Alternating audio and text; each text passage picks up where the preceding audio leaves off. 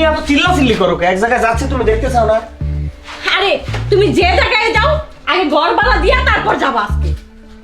3 মাস ধরে ঘর ভাড়া আটকানো, বাড়িওয়ালা যে আইসা আমার সাথে চিল্লাচিল্লি করে সেটা তো তুমি দেখো না। আচ্ছা পেদাল পারিস না, বাড়িওয়ালা এসে তোর সাথে চিল্লাচিল্লি করবে কিসের জন্য? বাড়িওয়ালাকে একটু বুঝাতে পারিস না যে আর 2 মাস যাকে একবারে মুড দিয়ে দেবো না? বাড়িওয়ালাকে বুঝাবো? বাড়িওয়ালা তো আমার বাপ লাগে নাকি যে বাড়িওয়ালাকে আমি বুঝাবো? 3 মাস ধরে ঘর ভাড়া আটকানো, বাড়িওয়ালাকে আমি কিভাবে বুঝাবো? 1 মাসের হইলো তাও বুঝানো যায়। এত ক্যান ক্যান করতেছো কে? সংসারটা একটু ম্যানেজ করে পারিস না? একটু গুছালি করে পারিস না? কষ্ট মষ্ট করে চলে আয়। দেখো তুমি এরকম করো না, তুমি তো জানো আমি তোমাকে ভালোবাসে বিয়ে করছি, বাবা মা ফ্যামিলির বিরুদ্ধে গিয়ে আমি তোমাকে বিয়ে করছি।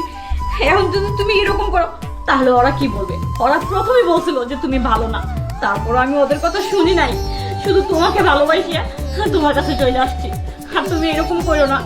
দেখো তুই ছাড় তো, আমার তোর এত পেশাল আমার ভালো লাগে না। টাকা পাই টাকা দেবো না, সর আমার যাবে দে।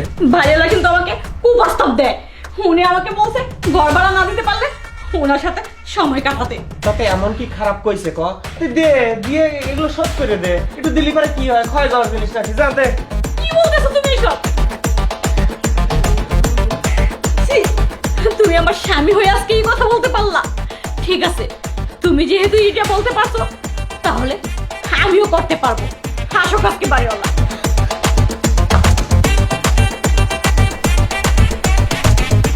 রফিক ভাই, রফিক ভাই। আপনি? হ্যাঁ আমি ওই আগামী 3 মাসের বাসা ভাড়া বাকি, আর এই রানিং চলতেছে 1 মাস, এই 4 মাসের বাসা ভাড়া দেন। ভাড়া তো এখন দিতে পারবো না, আর আপনি জানেন তো আমার স্বামী কোনো কাজ কাম করে না, শুধু সারাদিন ঘুরে বেড়ায় আর নেশা করে বেড়ায়। আমি কিভাবে ভাড়া দিব এখন? আগে কইছিলাম আপনার ওই জামাই হলো বন্ড, বন্ডামি করে বেড়ায়। ও নিজেই চলে আর না, বাসা ভাড়া দেবো করতে গিয়ে।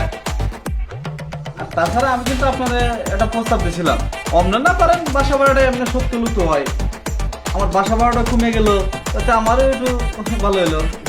ঠিক আছে, আপনি যা বলছেন তাতে আমি রাজি। নেন, আপনার যা খুশি করেন। আপনি রাজি? হ্যাঁ। তাহলে তো বাসা ভাড়াটা আজকে একদম ক্লিয়ার করে দেবো।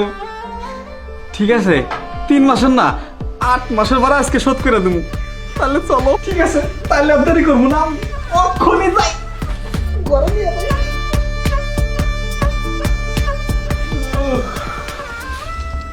শরীরটা চাঙ্গা হয়ে গেল, তাহলে ভাড়া কিন্তু শোধ। ও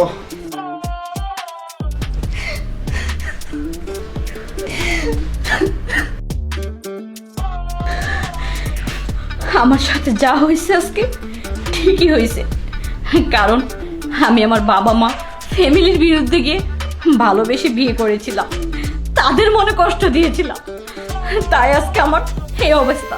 আজকে আমি বুঝতে পারলাম বাবা মার বিরুদ্ধে গিয়ে বিয়ে করে কেউ কখনো সুখী হতে পারে না। আজকে আমার সেই অবস্থাই হলো।